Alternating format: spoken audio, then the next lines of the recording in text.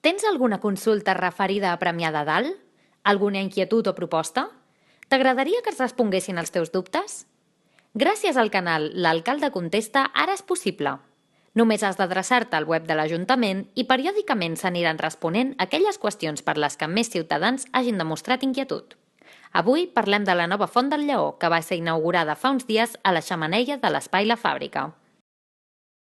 La nova Font del Lleó és una rèplica a petita escala de la que hi havia.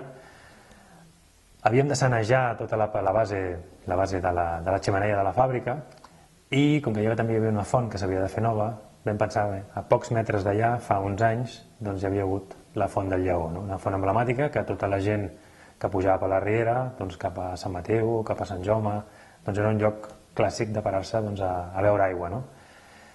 Llavors, aprofitant que teníem guardats tant el cap del lleó com el sant de la Font del Lleó, vam pensar que seria una bona oportunitat per, a part de sanejar la base de la xemeneia de la fàbrica, fer una reproducció a petita escala d'aquesta font tan emblemàtica del nostre poble.